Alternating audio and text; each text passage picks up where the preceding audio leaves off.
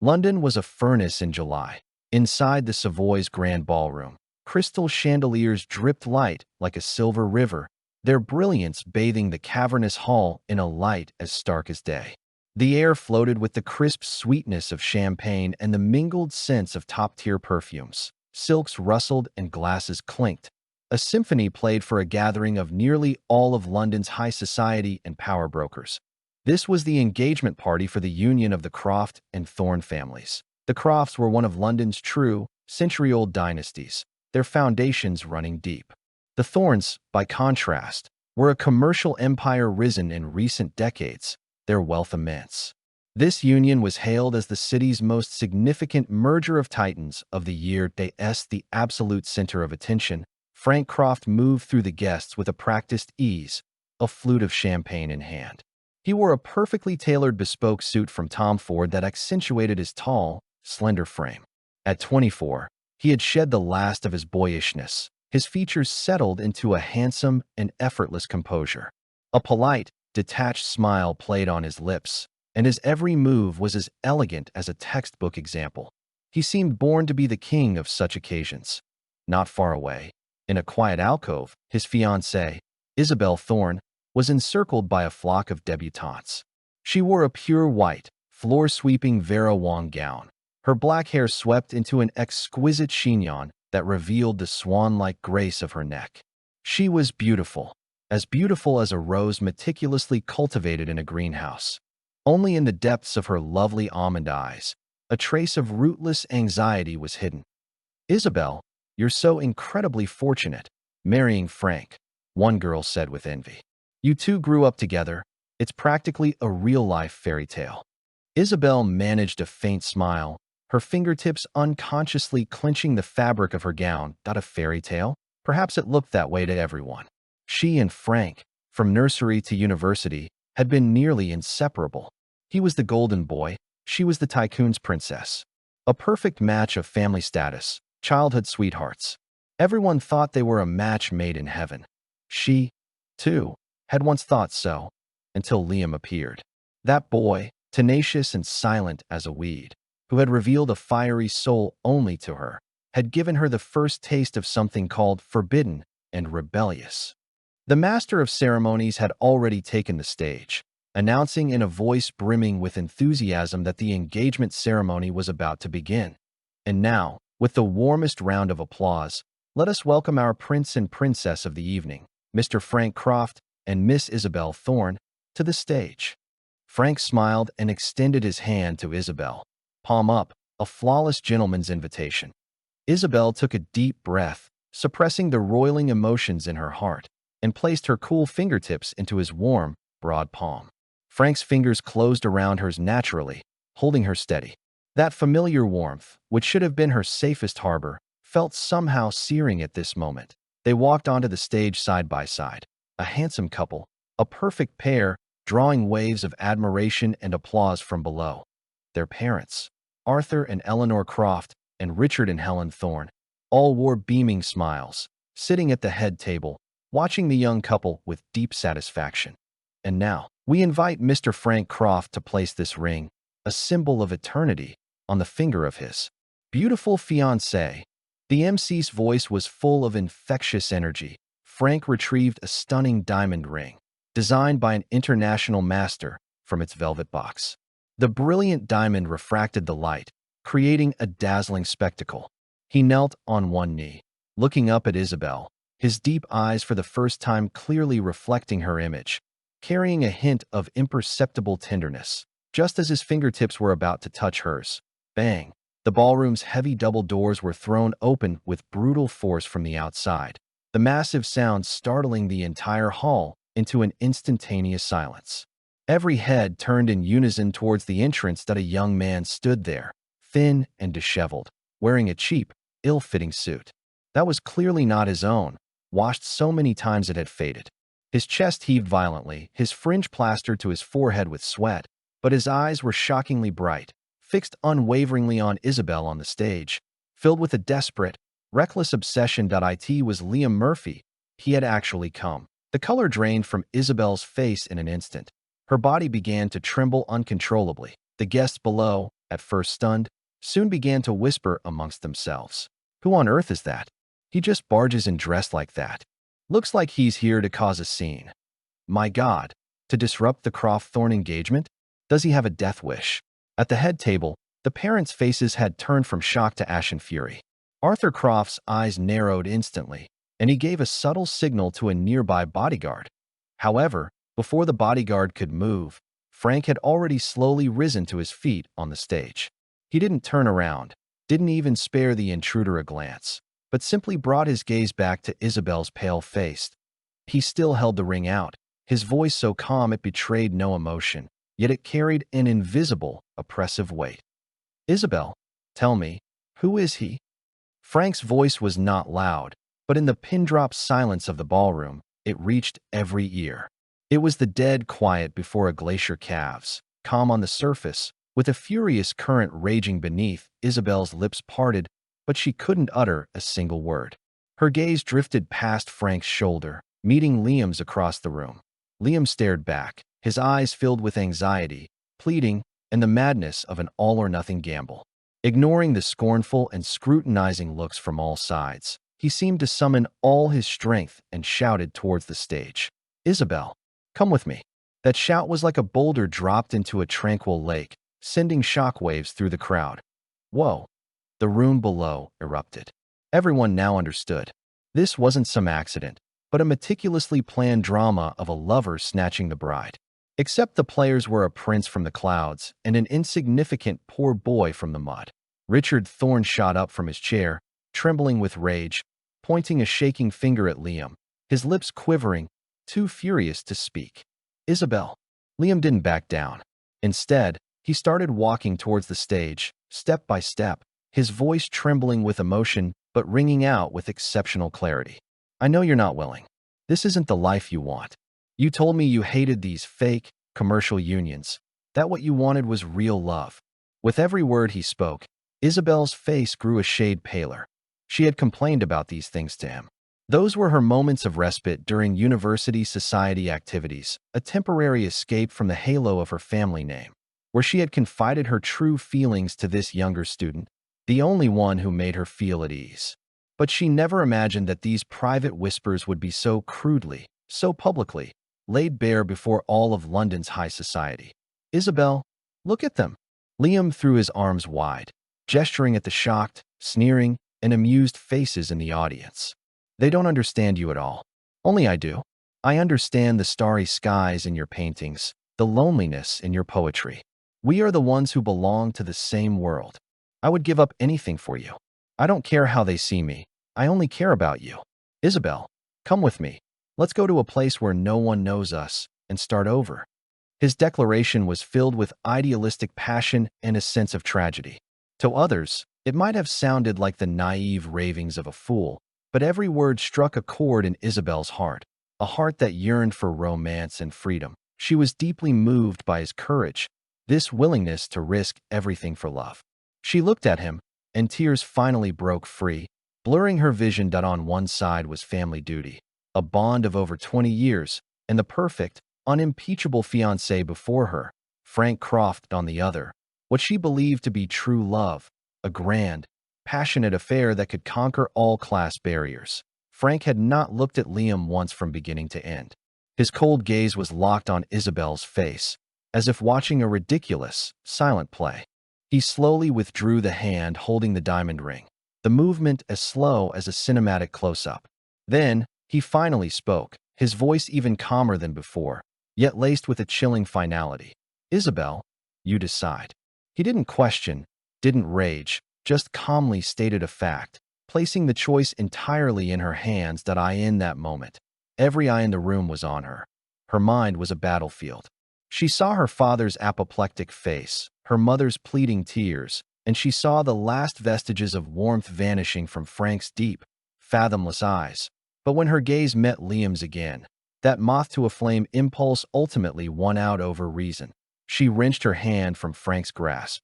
The movement was sharp and decisive, as if severing all ties to the past 2 decades. Frank, I'm sorry. Her voice was thick with tears, but her words were exceptionally clear. Between us, it's always been more about family duty, about what everyone should be. But with him, it's love. She turned to Liam, her eyes shining with adoration and love. You live in the clouds. Family, wealth, status, you have everything. You wouldn't understand. You could never understand a feeling like ours, a love worth sacrificing everything for. The words were a poisoned, ice-cold dagger, striking Frank precisely, viciously, in the heart. It was a complete negation of all his efforts, his tenderness, his affection over 2 decades. So this was how she saw him. The girl who had grown up by his side, protected and kept naive under his wing. The last trace of color vanished from Frank's face. He looked at her and suddenly gave a soft, almost silent laugh, a sound filled with infinite mockery and sorrow. Isabelle didn't look at him again. Hoisting her cumbersome gown, she ran from the stage without a second thought, towards the man she believed was her true love. Liam held her tightly, as if embracing the entire world. He shot a defiant look at the lone figure on the stage, then took Isabelle's hand and strode out of the gilded cage under the stunned gazes of the entire room. The engagement party had become an absolute, unmitigated joke. The moment Isabelle and Liam's figures vanished from the ballroom entrance, the entire hall seemed to hit a pause button, dead silence. After a silence that stretched for more than 10 seconds, an explosion of chatter erupted, flooding the space like a tidal wave. Camera flashes began to fire relentlessly. The press, sensing the biggest scandal of the year, pushed past security, aiming their lenses at the abandoned man on the stage. Frank stood motionless, his tall figure appearing starkly solitary under the barrage of countless lights. His face was a mask of indifference. No one could guess his thoughts. Security. Get every last reporter out of here. Arthur Croft, finally recovering from his shock and fury, roared from the head table. He was a proud man his entire life.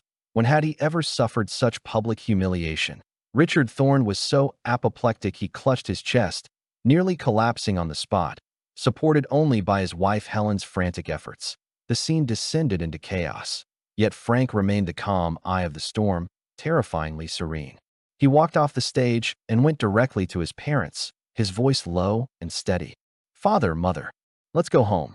He didn't spare the Thorne family a single glance, as if they had already become irrelevant strangers. Back at the brightly lit villa of the Croft estate, the oppressive atmosphere was almost suffocating.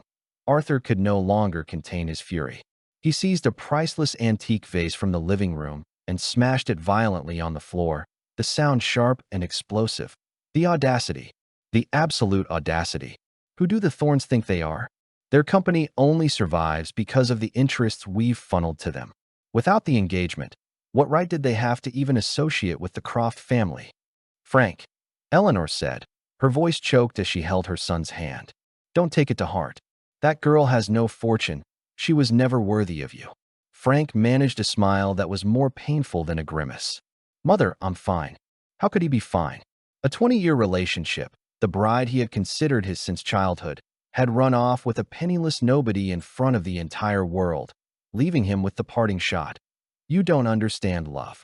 This was more than humiliation. It was a complete negation of his entire being, his entire life. His heart felt as if a piece had been brutally carved out, leaving a raw, bleeding, aching void. Just then, his phone rang. It was Isabelle. Frank looked at the name flashing on the screen, a complex emotion in his eyes. He ultimately answered, putting the call on speaker. Frank, I'm so sorry.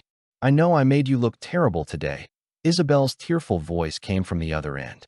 But Liam and I are truly in love. I'm begging you, and I'm begging your aunt and uncle, please, just give us your blessing. She was still defending her true love, begging for his blessing. Listening to her, Frank suddenly found it all incredibly ridiculous. He cut her off, his voice as cold as a Siberian wind. Isabelle, from the moment you walked out that door, you and I have had no relationship. As for the matter between the Croft and Thorne families, you need not concern yourself with it any longer. He gave her no chance to speak again, hanging up the phone with clean finality. Then, in front of his parents, he blacklisted her number and deleted it. The series of actions was fluid, without a hint of hesitation. After handling it all, he looked up at his father, his gaze more resolute than ever before. Father, I want to go abroad. Arthur was taken aback. Abroad? Yes. Frank nodded. I want to go to Harvard Business School to complete the degree I previously applied for. This place, I don't want to stay here for now. He needed to leave. To leave this city filled with their memories, and also with today's shame. He needed to fill himself with new knowledge, a new environment, rather than drowning in the pain of betrayal, unable to escape. Looking at the icy calm and resolve in his son's eyes, Arthur and Eleanor exchanged a glance and finally, heavily, nodded. Perhaps leaving was a good choice. 3 days later, London Heathrow Airport, VIP lounge. Frank sat alone on a sofa, a cup of long cold coffee before him. He wore simple casual clothes and sunglasses that hid most of his face and all the emotion in his eyes. For the past 3 days, London's financial and entertainment sections had exploded. Hashtags like hashtag Croft Thorne Union off and hashtag heiress elopes for love dominated every headline. Speculation and rumors flew wildly, painting the saga of high society drama in vivid detail. Frank hadn't read any of it, that he simply, quietly, handled all the arrangements for his departure. The boarding announcement sounded. He stood up and pulled his suitcase alongside him. As he walked towards the gate, he paused, took out his phone, and opened the photo gallery. Inside was an encrypted folder containing all the photos of him and Isabelle, from childhood to the present day, from playing in the mud in split pants together, to their primary school graduation photo, to a picture on their university campus where she leaned on his shoulder, smiling brightly. Each picture, each scene, was a sweet moment he once thought would last a lifetime. His fingertip hovered over the screen for a long time. Finally, he pressed delete. Confirm deletion of all items? The system prompted coldly. Confirm. With his confirmation, those memories that carried the weight of his entire youth were instantly wiped clean, irretrievable. Frank put his phone away without a trace of lingering attachment and strode towards the boarding gate, his back resolute and cold. Outside the window, a silver Boeing 787 stood ready, about to pierce the clouds and fly to the distant shores across the ocean. His world, from this moment on, no longer contained Isabelle Thorne. 3 years later, London Heathrow Airport. An international flight landed smoothly, its white fuselage cutting through the azure sky, carrying the dust of a journey across oceans. At the exit of the VIP channel, a figure drew everyone's attention. The man wore a high-quality black trench coat over a simple white t-shirt, with tailored casual trousers below. He wore a pair of thin-framed sunglasses, concealing eyes that were once gentle but now tempered with icy. It was Frank Croft, the 27-year-old Frank Croft. 3 years had acted like a master sculptor's knife, carving a new silhouette upon him. The former composure and elegance remained, but now carried an additional coldness and sharpness that warned strangers away. His jawline was more defined, his shoulders broader, and his stride carried an undeniable, powerful aura. The crucible of Harvard Business School and the practical combat of Wall Street had thoroughly washed away the last traces of his youthful naivety, replacing it with the calm and acuity of a master strategist. "Frank, over here," a bright, cheerful voice called out. Frank followed the sound and saw a young man in a floral shirt with ash-blonde hair waving enthusiastically at him. Charlie Spencer, the scion of a prominent London family, and Frank's closest friend since childhood. Frank took off his sunglasses, and a faint smile finally appeared on his impeccably handsome face. He walked over and gave Charlie a solid, firm hug. "You rascal, still looking like the same old playboy," Frank said, punching his shoulder lightly, his tone carrying the familiarity of a long-awaited reunion. "Hey, this is called maintaining a youthful mindset," Charlie said, looking him up and down with amazement. "Not bad, you. A few years of foreign ink, and your whole vibe is different. You stand there now like a walking iceberg, capable of freezing everything within a 10-mile radius." Frank smiled noncommittally. "All right, stop teasing. Are you taking me home?" "Home? We're going to Muse," Charlie said, slinging an arm around his shoulder and leading him towards the car park without taking no for an answer. "I've set up a gathering for you tonight. All the old friends from our circle, to welcome you back. And you just come back without a word. If your aunt hadn't told me, I'd still be in the dark." Frank's steps faltered for a moment, then returned to normal. "I've graduated. My father wants me to come home and manage the company." Charlie nodded in understanding. The two of them tacitly avoided delving deeper into the topic. Some scars, no matter how much time has passed, friends know not to touch lightly. They got into the flashy red Ferrari, the engine roared, and they sped away. Outside the car window, the cityscape of London flew by in reverse. In 3 years, the city had erected more skyscrapers that pierced the clouds, becoming more prosperous and also more foreign. Frank leaned back in his seat, closing his eyes to rest, his mind a clear slate. 3 years ago, he had fled this place like a beaten dog. 3 years later, he was back. Not for anyone or anything, but simply because he was a new man.as for the people and things he had left in yesterday. They had long since turned to the dust of stars, unable to stir the slightest ripple. In his heart, as night fell and the lights came on. London's most exclusive private club, Muse, was buzzing with people and hazy with music. Charlie Spencer had booked the entire top floor for Frank's welcome home party, inviting nearly every notable second-generation heir and debutante in London. Frank's return was undoubtedly a bombshell, exploding in their long quiet circle. The moment he appeared, he became the center of attention. "Frank, you're finally back. How was Wall Street? Tell us about it." "Frank, you're even more handsome than before." Compliments, greetings, and the undisguised admiration in the women's eyes surrounded him in layers. Frank handled it all flawlessly. He held a glass of whiskey, a perfect smile on his lips, neither appearing distant nor allowing anyone to get too close. Just then, a small commotion occurred at the club's entrance. Frank casually glanced over, and his gaze froze for a moment upon seeing a slender, graceful figure. Isabelle Thorne. She wore a champagne-colored slip dress with a shawl draped over her shoulders, her makeup exquisite in an attempt to hide the fatigue in her eyes. She was still beautiful, but her beauty was like that of a flower about to wilt, carrying a hint of exhausted effort. She was not an invited guest. She had come with another socialite friend. At this moment, she stood awkwardly at the edge of the crowd, her eyes scanning the room like a radar. When her gaze finally met Frank's, her body visibly stiffened.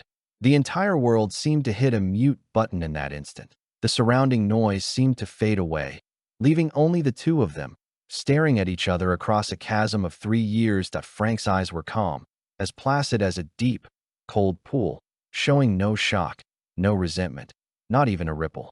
He merely glanced at her, then withdrew his gaze as if he had just seen an irrelevant stranger. He raised his glass, making a subtle, empty gesture in her direction, a silent acknowledgement. Then, he turned away and continued to chat and laugh with the people around him, never looking in her direction again. That composure and indifference were more hurtful than any fierce reaction. Isabelle's heart sank violently. She had dressed meticulously, gathered all her courage to come here, and imagined countless scenarios for their reunion. He might be angry, he might be sarcastic, he might be scornful. She was prepared for all of it.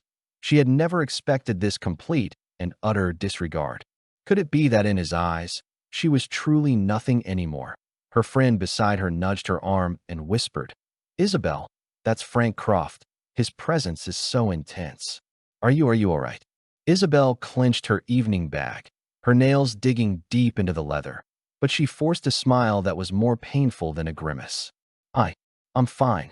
She looked at the man surrounded by a crowd like a king, at the distant, perfect smile on his face, and a huge sense of panic and regret, like a cold ocean tide, instantly submerged her. 3 years ago, she had been the one to push this man away. 3 years later, he had become so dazzling, so unreachable. And she was sinking deeper and deeper into the mire of her own choosing. The noise of the party was shut out by a heavy glass door on the terrace. The night breeze was cool. Frank leaned against the railing, looking down at the sparkling city lights below, his expression unreadable. Charlie Spencer walked over with 2 glasses of wine, handed one to him, and followed his gaze downstairs, pursing his lips. "You saw her?" Frank didn't turn, just gently swirled the amber liquid in his glass. She came uninvited. 80% chance she knew you were back and came specifically to find you," Charlie said, taking a large gulp of wine, his tone full of contempt. "How can someone be so thick-skinned?" Frank remained silent, tacitly agreeing with him. Charlie, who had been holding it in all night, finally found his chance and couldn't help but spill the beans. Frank, a lot has happened in London since you left, especially with your ex-fiancée. She's basically trampled all over our values. Didn't she run off with that kid, Liam? Her father was so angry he almost disowned her. But she's his own daughter, after all. He couldn't really abandon her. In the end, the Thorne family held their noses and accepted the marriage. They didn't have a wedding, just got a certificate. Isabelle really thought she had married for love, moved out of the Thorne mansion, and into a small villa in her own name to live her world for two with Liam. Charlie sneered and continued. And what was the result? The good days didn't even last 3 months before Liam brought his entire family from his hometown. Parents, brother and sister-in-law, nephews, nieces, a whole troop of over a dozen people, to London, under the guise of a family should be together. Over a dozen people, all crammed into Isabelle's 300-square-meter house. Can you imagine the scene? I heard his mother started raising chickens in the yard, used Isabelle's several thousand-pound Hermes scarf as a rag. His nephew tore her limited-edition collectible dolls to shreds, and his father sat shirtless in the living room all day, smoking and spitting. The house was turned into a farmer's market, a chaotic, foul mess. A barely perceptible, mocking curve appeared on Frank's lips. He could almost picture the scenes. How did the little princess, whom he had protected from the world, handle all of this? And that's not even the worst of it, Charlie said, getting more agitated as he spoke. That Phoenix man, Liam, has inferiority and greed etched into his bones. He thinks very highly of himself and forced Isabelle to beg her father to give him a vice president position at the Thorne Group. He has no skills himself, yet he stuffed all his uncultured relatives into the company, one by one. The purchasing department, the logistics department, they all became their family's private territory. In less than half a year, they messed up several major projects, and the company was severely damaged by their antics. If the Thorne family didn't have a solid foundation, they would have been bled dry by these vampires. Also, the guy's pride is higher than the sky. Once, at a charity dinner, even though he was wearing a high-end suit, he felt like everyone was laughing at him, looking down on him.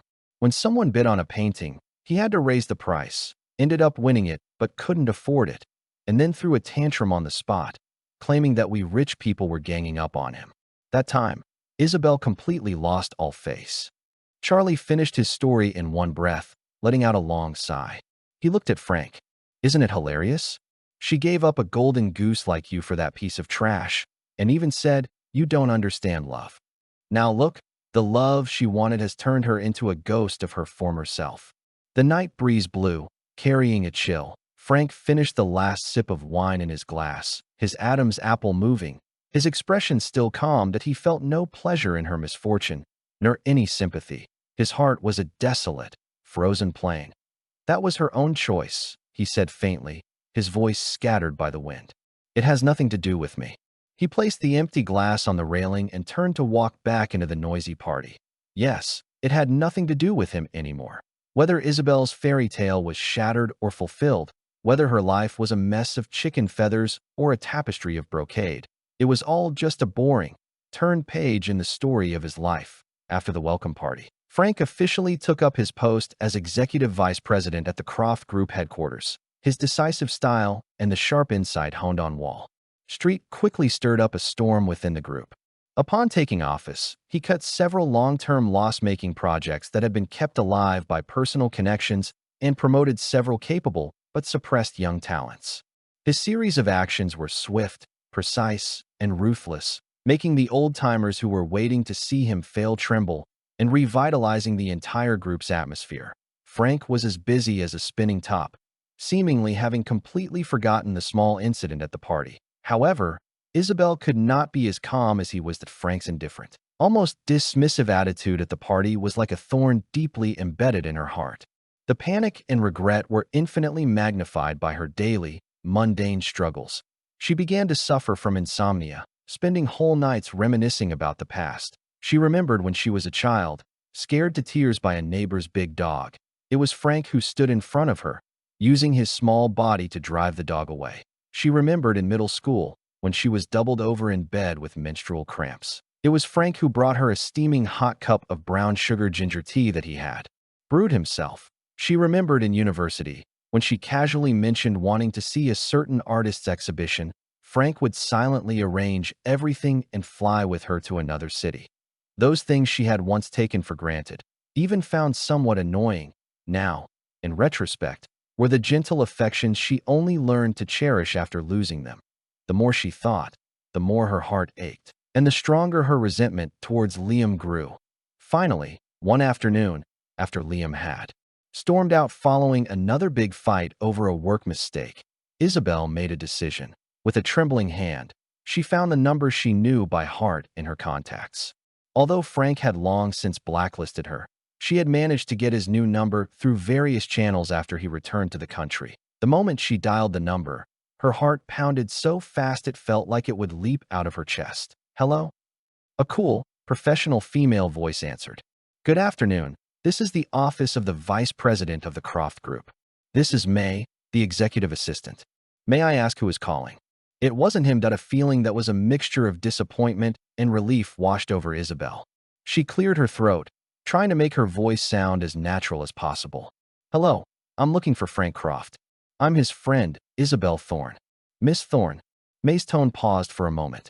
Clearly, the name was not unfamiliar to her. In the entire upper circle of London, who didn't know about the sensational broken engagement 3 years ago? "Please hold for a moment." May's professionalism was excellent. She showed no emotion. A few seconds later, the voice she had been dreaming of, yet feared hearing, came through the phone. "What is it?" Frank's voice was cold, distant, devoid of any emotion. As if he were answering an unimportant business call, Isabelle's heart clenched violently. The words she had prepared were instantly stuck in her throat. She stammered, "Frank, it's me. I just wanted to ask if you're adjusting well to being back. Thank you for your concern. Everything is fine." Frank's reply was so polite it was like he was talking to a stranger. "If there's nothing else, I'm in a meeting." "Wait," Isabelle said hastily. I just thought, we haven't seen each other in a long time. Maybe we could get dinner sometime, catch up?" There was a moment of silence on the other end of the line. That brief silence felt like a century to Isabelle. "I'm sorry," Frank's voice came again, with a finality that brooked no argument. "The company is very busy lately. I can't find the time. That's all." Beep, beep, beep. The call was disconnected abruptly. Isabelle stood in the middle of her living room, holding the phone, staring blankly, listening to the busy signal. Tears slid down her face silently. She knew it was a rejection. A polite, yet incredibly clear rejection. He didn't even have the patience to say one more word to her. But she wasn't willing to give up. She blamed it all on her married status. She thought, if she were single again, would he change his mind?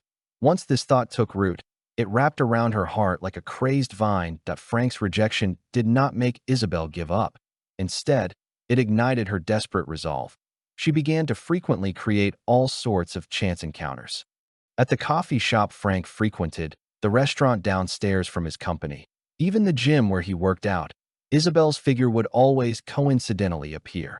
Each time, she would feign surprise at the unexpected meeting, cautiously testing the waters, her words constantly hinting at her unhappy marriage and her nostalgia for the past. At first, Frank managed to maintain a superficial politeness, brushing her off with excuses like, "I'm busy, I have an appointment," or "it's not convenient."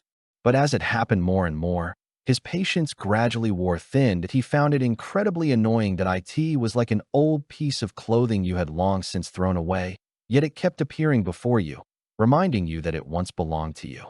It made him feel a kind of visceral discomfort. The real explosion happened at a business reception hosted by the London government. Frank was attending as a representative of the Croft Group, engaged in a pleasant conversation with several business magnates. Isabelle approached, holding a glass of red wine, her movements graceful. She was clearly dressed up for the occasion, in a wine-red gown that complemented her fair skin, but the sorrow in her eyes could not be concealed by even the most expensive makeup. "Frank," she called softly. The people around them looked at her with subtle expressions. Frank frowned slightly, but still nodded politely to his companions, indicating he would be back shortly. He walked to an empty corner, his back to the noisy crowd, his voice already tinged with impatience. "What do you want now?" Isabelle was stung by his cold attitude, her heart aching. She bit her lip, gathered her courage, and practically threw caution to the wind. Frank, I know I was wrong before, terribly wrong. For the past 3 years, there hasn't been a single day that I haven't regretted it. Regret. Frank sounded as if he had heard the world's biggest joke. He turned around, looking at her properly for the first time, his deep eyes filled with mockery and indifference. Miss Thorne, regret is the cheapest thing in this world. It can neither change the past nor undo the harm. No. Frank, listen to me, Isabelle said urgently, grabbing his arm as if it were her last lifeline. Liam and I, we can't go on. He's a scoundrel, a liar. I was blinded by him back then. She began to tearfully recount all of Liam's wrongdoings, painting herself as an innocent, deceived victim. Frank listened with a blank expression, letting her vent, until she had finished crying and looked at him with red, hopeful eyes, asking the question she had rehearsed countless times. Frank, if I get a divorce and become single again, do we still have a chance? The air froze in that moment. Frank slowly, one by one, pried her fingers from his arm. His movements were slow, but carried an irresistible force. Isabelle Thorne. He said her full name, his voice as cold as ice. Do you think I, Frank Croft, am some kind of place? A lapdog you can summon and dismiss at will? Or a trash can you can discard and retrieve things from whenever you get bored? His every word was like a heavy hammer, striking Isabelle's heart.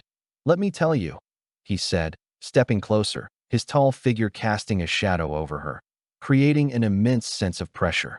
3 years ago, when you chose him and abandoned me in front of all of London, you had already made your choice. From that moment on, you and I were people from 2 different worlds. As for whether you get divorced, who you marry, whether you're happy or miserable, it has nothing to do with Frank Croft. So, save your ridiculous and cheap tears and your probing. Stop bothering me. He finished by adjusting the cuff she had wrinkled, his eyes filled with undisguised disgust. Don't insult the memory of us growing up together. Don't make me feel disgusted by you. He whispered the last sentence, so only the 2 of them could hear.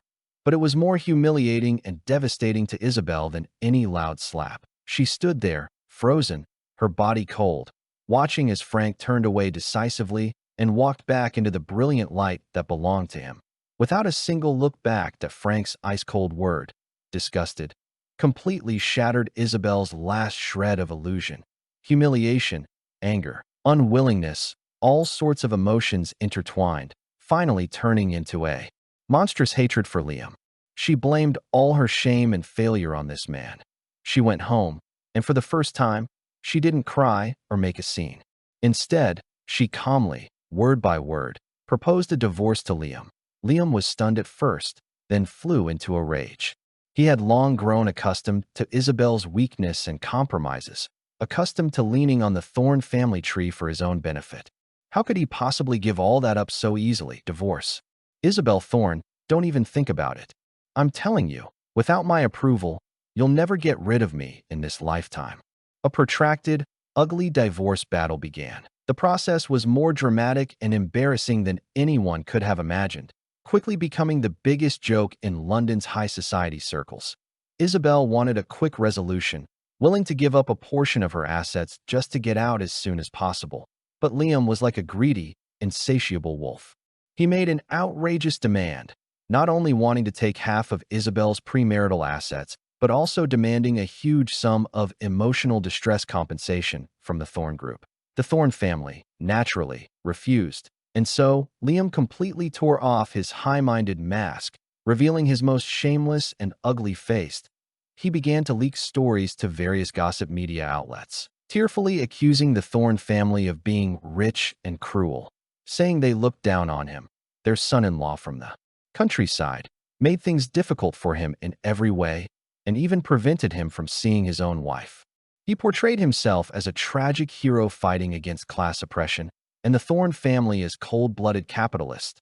He even brought his bizarre family to the Thorne Group building to pull banners, cry and wail, and make a scene, attracting countless onlookers. The situation became so chaotic that the police had to be called to maintain order. Isabelle no longer held back.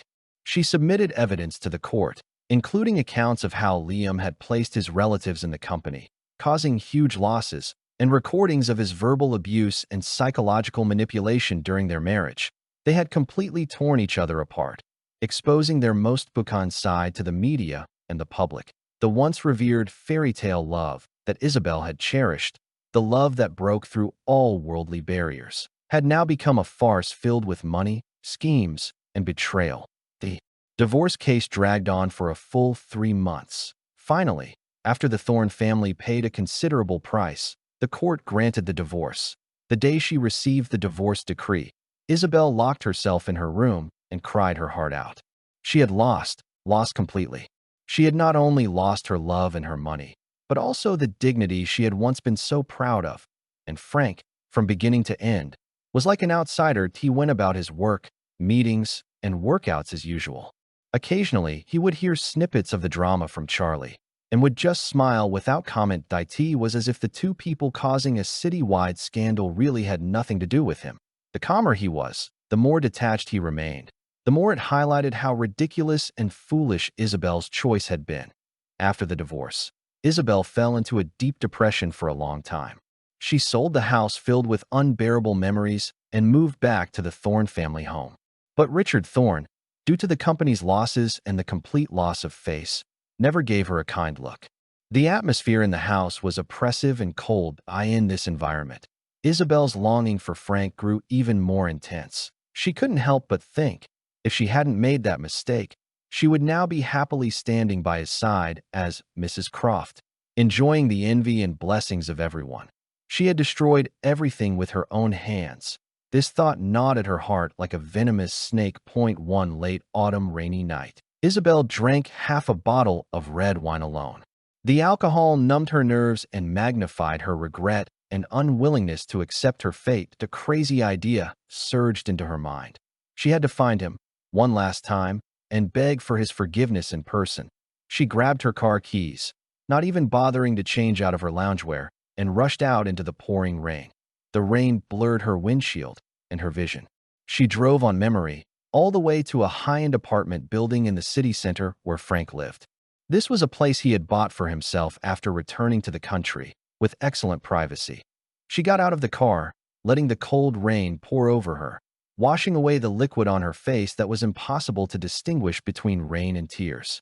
She stumbled to the lobby door, only to be blocked by the cold electronic lock. She was soaked to the bone, a pathetic sight, like an abandoned stray cat. With a trembling hand, she pressed the buzzer for Frank's top-floor apartment. After a long while, Frank's voice, tinged with annoyance at being disturbed, came through the intercom. "Who is it?" Hearing his voice, Isabelle's tears burst forth again. "Frank, it's me, Isabelle," she said, her voice broken and helpless in the rainy night. "I'm downstairs.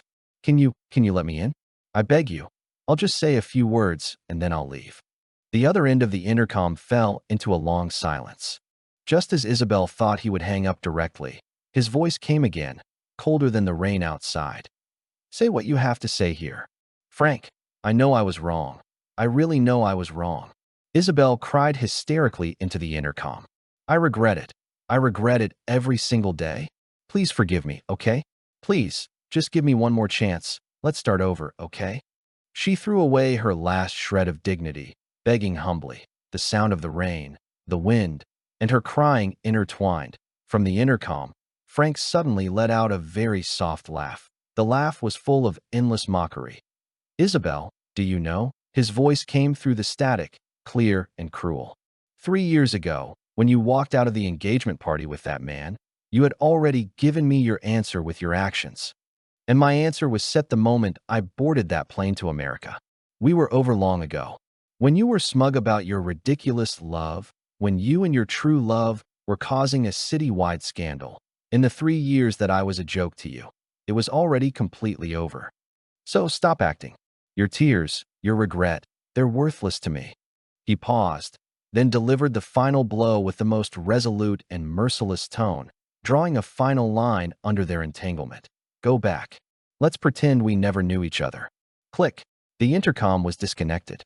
The world instantly returned to a dead silence, leaving only the sound of the pouring rain, as if mocking her relentlessly. Isabelle collapsed to the ground, letting the cold rain completely submerge her. She finally understood. Some things, once lost, are truly gone forever.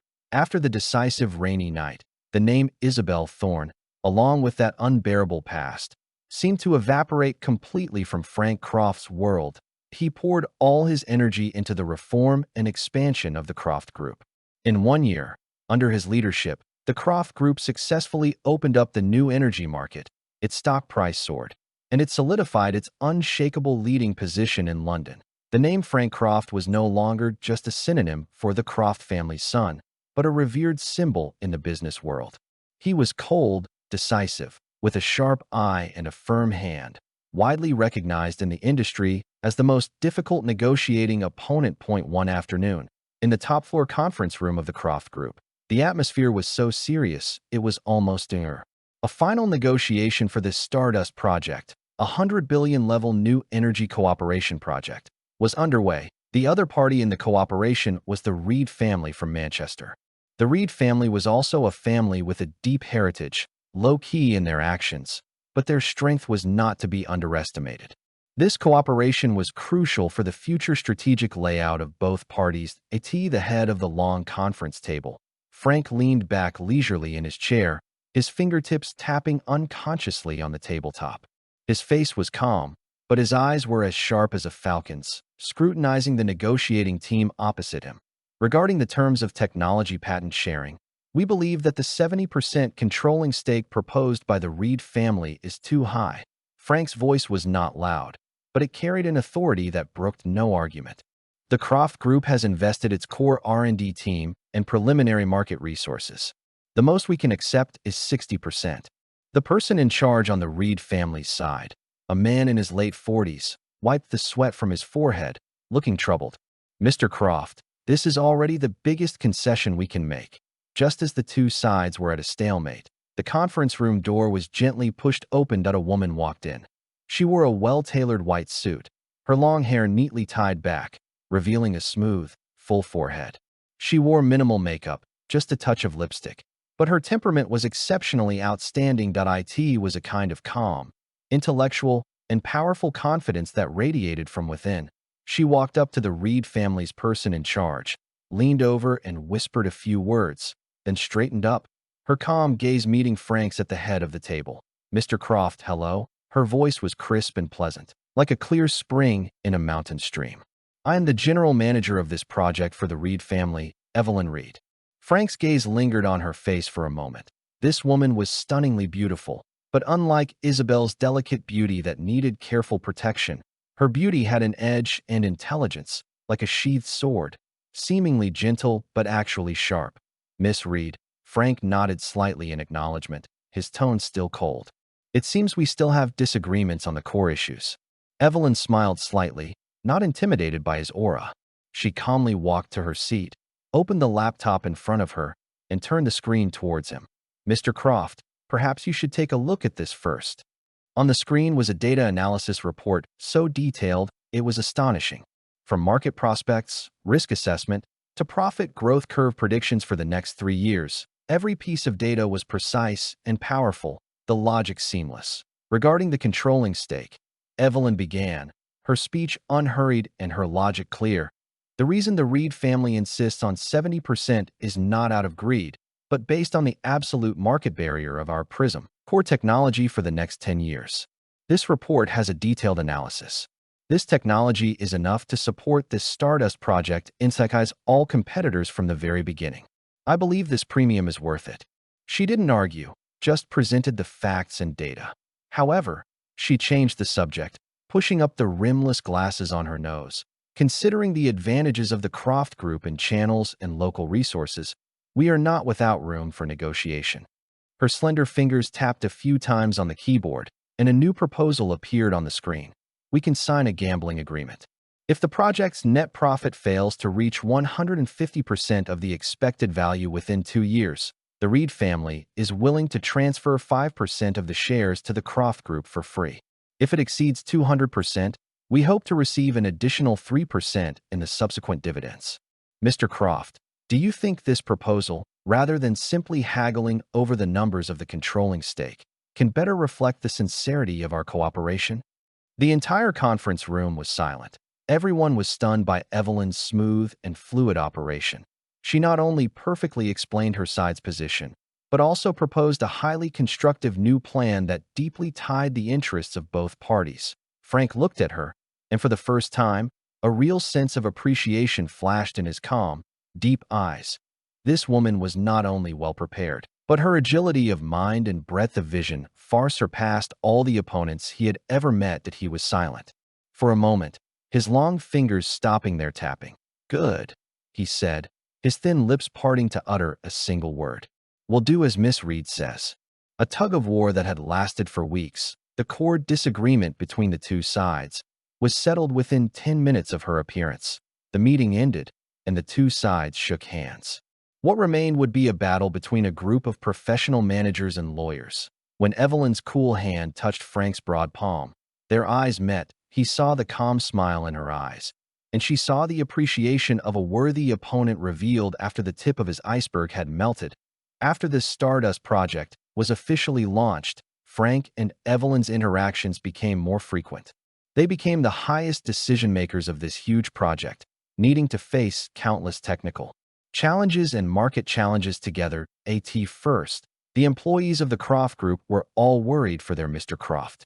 Everyone knew that Frank was a notorious work tyrant with extremely high standards, and working under him was extremely stressful. And this Miss Reed from Manchester, who looked gentle and elegant, had a similarly decisive and uncompromising style. With two such strong-willed people cooperating, everyone had almost foreseen a tragic scene of Mars crashing into Earth. However, the reality was beyond everyone's expectations. Their cooperation was incredibly smooth. A late-night technical seminar. A heat dissipation problem with a core component became a bottleneck, and the entire technical team was at a loss. "We can try to switch to a liquid cooling module, but the cost will exceed the budget by 12%, the technical director said with a grave face. Frank frowned, about to reject this proposal.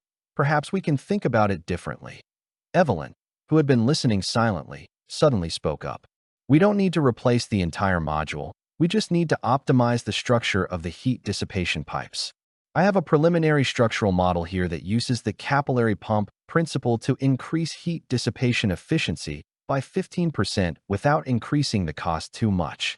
As she spoke, she had already projected her design sketch onto the big screen. Frank looked at the exquisite and bold design, a bright light flashing in his eyes. He immediately grabbed a pen and added a few key parameters and modification suggestions to her sketch. Here, the pipe diameter can be reduced by another 0.2 millimeters to increase the fluid pressure. In addition, adding a turbine structure at the corners can further accelerate the circulation. The two of them discussed back and forth, oblivious to everyone else.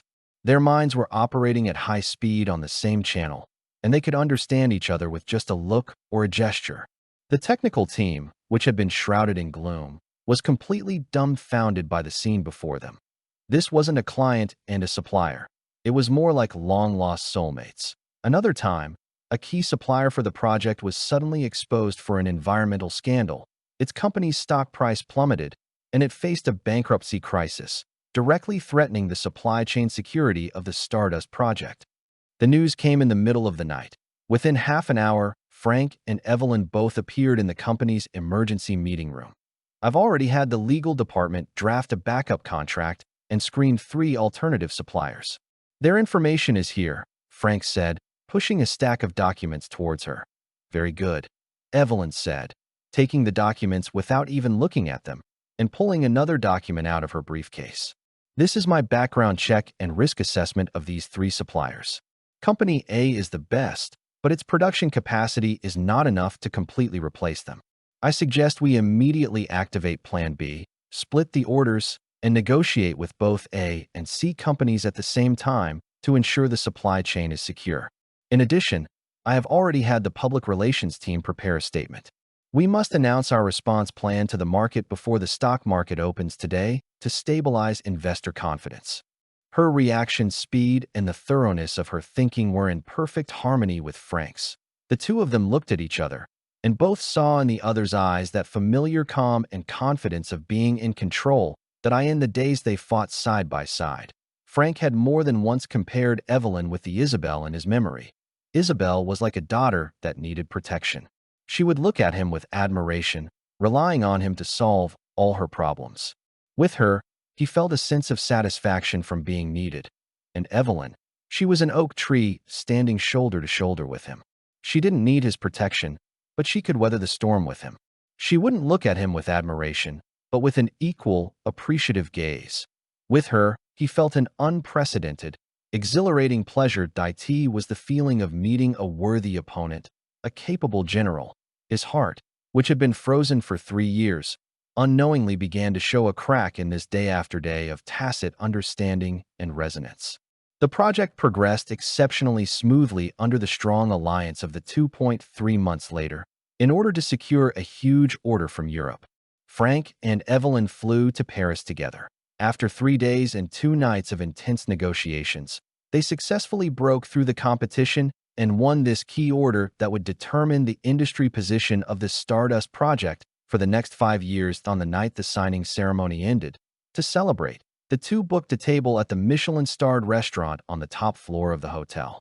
The Parisian night was gentle and romantic. The Seine flowed quietly outside the window, and the lights of the Eiffel Tower in the distance sparkled like diamonds. Having shed their work armor, both had changed into casual clothes. Frank wore a dark gray cashmere sweater, which softened the sharp edge he had in the business world and gave him a more scholarly look.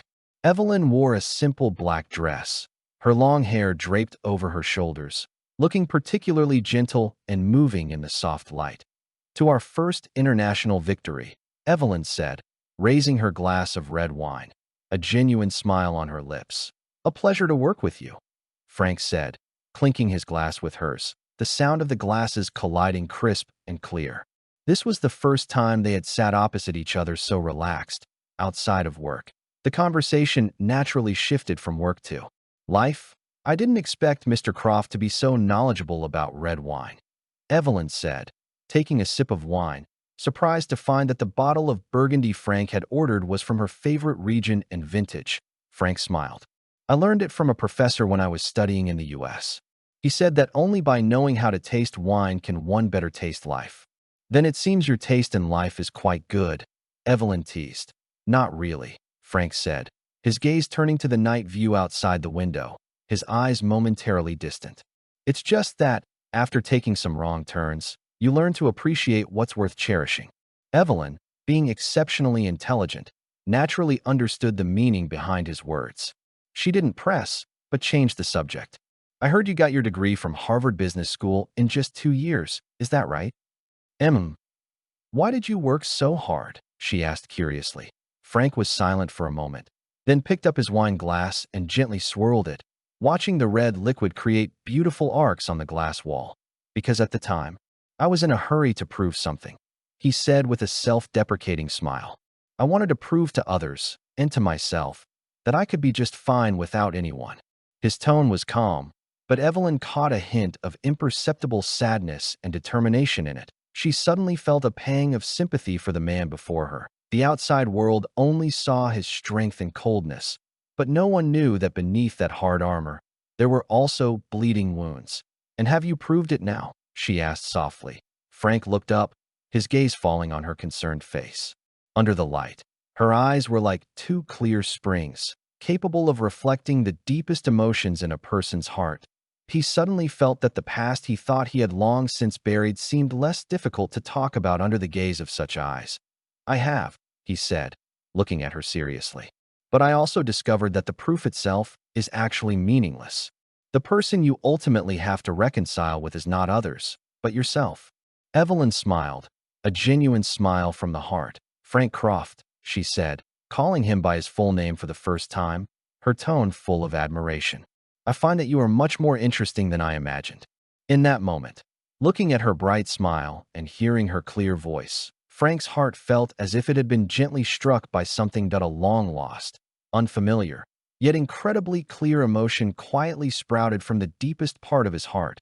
It was not the guardianship based on habit and responsibility of his youth, nor the calmness in the face of temptation. It was a heartbeat. It was 2 mature souls, after experiencing their own storms, suddenly looking back and finding each other standing.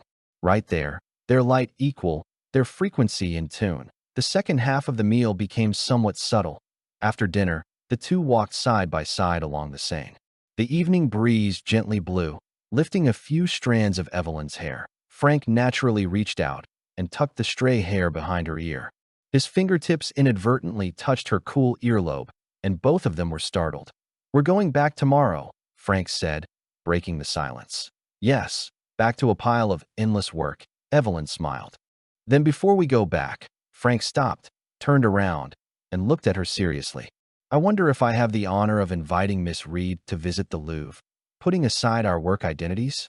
He had issued an invitation, a purely personal invitation. Evelyn looked at the fervent expectation hidden beneath the calmness in his deep eyes, and her heart skipped a beat. She curved her lips, her smile as bright as the brightest star in the Parisian night sky. "It would be my honor, Mr. Croft." The trip to Paris became a watershed in their relationship. After that, their relationship warmed up rapidly with a tacit understanding. They were still the most compatible partners at work, but outside of work, they would go to concerts together, play squash together, and on weekend afternoons, they would curl up in a coffee shop, each reading their own book, occasionally looking up to smile at each other, in a state of peaceful bliss. With Evelyn, Frank felt an unprecedented sense of ease and compatibility. He didn't need to deliberately accommodate her, nor did he need to bother guessing her thoughts. Their thoughts and pace were always on the same frequency. He admired her independence and wisdom, and she understood the tenderness and responsibility beneath his silence. This was a love between two adults, a love of equals. One autumn day, a year after they officially started dating, Frank took Evelyn to a mountaintop on the outskirts of London.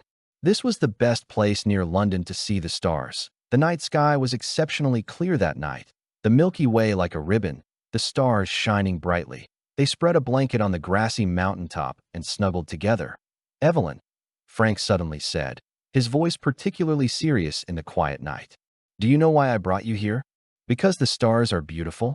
Evelyn turned her head and smiled at him. "Yes and no," Frank said, taking her hand and placing it in his palm. "I used to think that there was a star in my life. Later, that star fell, and my world was dark for a long time." Evelyn listened quietly, without saying a word. She knew he was talking about his past. "Until I met you." Frank turned his head and looked at her with a burning gaze. "I realized that what I should be looking up at is not just one star, but a whole, brilliant starry sky. Evelyn, you are not a single star in my life. You are my entire universe.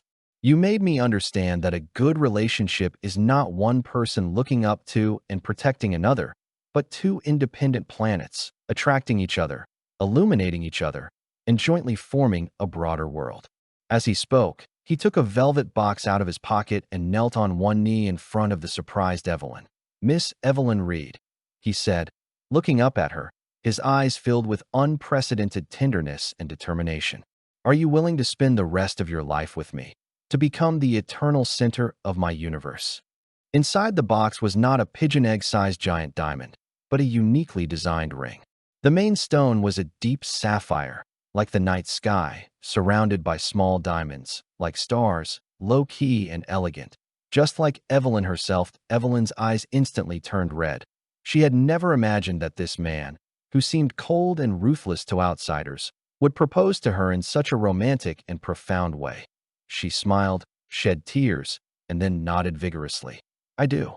A month later, at the Croft estate, a private and warm engagement party was being held on the lawn. No media was invited, no business celebrities gathered. The attendees were the closest family and friends of the Croft and Reed families. Arthur and Eleanor Croft were smiling from ear to ear. They looked at Evelyn standing side by side with their son, their eyes full of satisfaction and affection. This daughter-in-law, whether in terms of family background, ability, or character, was impeccable to them. Charlie Spencer was teasing on the side, insisting that Frank kiss Evelyn in public. Frank was uncharacteristically a little embarrassed, but amidst the laughter of the crowd, he still lowered his head and planted a gentle and precious kiss on Evelyn's lips. The sun was just right. A gentle breeze was blowing. The lawn was sprinkled with golden light, and the air was filled with the scent of happiness. This was what an engagement should be like. Just as the engagement party was at its most lively, an uninvited guest appeared at the entrance of the estate. It was Isabelle Thorne. She was no longer the daughter of the Thorne group. Since the divorce, the Thorne family's business had plummeted and was no longer as glorious as before. Today, she had barely managed to get into this party as a companion of a distant relative. She stood at the outermost edge of the crowd, looking from afar at the perfect couple in the center of the lawn. Frank wore a white suit, his figure tall and straight, exceptionally handsome. Beside him, Evelyn wore a champagne-colored gown, smiling gracefully and elegantly. They stood together, so well-matched, as if they were born to be a couple. Isabelle saw that when Frank was talking to the guests, he would subconsciously protect Evelyn in his arms. When Evelyn's hair was messed up by the wind, he would naturally reach out to tidy it for her. When he lowered his head to whisper in Evelyn's ear, his face showed a genuine tenderness and love that she had never seen before. It was not the familiar, brotherly tenderness of responsibility. It was the deep love and cherish of a man for the woman he deeply loves. She suddenly remembered that 3 years ago, also here, they had also had an engagement party. At that time, he was also so handsome, but his eyes showed more composure and etiquette. He was good to her, impeccable, but he lacked the fervent love of this moment. It turned out that he wasn't incapable of love, he just didn't love her. Or rather, he hadn't had time to truly fall in love with her before she pushed him away with her own hands. She once thought that her relationship with Liam was a grand, passionate love. But looking back now, it was nothing more than a childish self-indulgence driven by hormones and rebellion. What she was infatuated with was not Liam the person, but the tragic script of risking everything for love, and the brave heroine she played in this script. For this illusory self-satisfaction, what did she give up? She gave up not just a wealthy marriage to a powerful family, not just a handsome and perfect fiancé. She gave up a man who could have stood shoulder to shoulder with her, loved her, protected her, and understood her for a lifetime. The MC announced that it was time for the engaged couple to give a speech. Frank took Evelyn's hand and walked onto the small stage. He picked up the microphone, his gaze never leaving the woman beside him. "Thank you all for coming today." His voice, broadcast through the speakers, spread throughout the estate. "I used to think that life was a race that I needed to constantly prove myself in. But now, the person beside me has made me understand that life is more like a journey that needs someone to accompany you on. I am very fortunate to have met my one and only soulmate at the most suitable age." He turned to look at Evelyn and said affectionately, "Evelyn, thank you for making me a better person. For the rest of my life, please guide me." Evelyn took the microphone, her eyes shining with tears, but she smiled brightly. "Frank, thank you too. You let me know that the best love is when we are independent of each other, yet attract each other. We are each other's stars, and also each other's morning light." As her words fell, the whole place erupted in thunderous applause and blessings. In this ocean of happiness, Isabelle stood alone in the shadows of a corner, tears silently streaming down her face. In those tears, there was regret, unwillingness, but more, a complete, powerless despair. She had pushed her own star down from the altar with her own hands, pushed it far away, and now, his light had already illuminated someone else's entire world. And she could only remain forever in the endless darkness she had created for herself.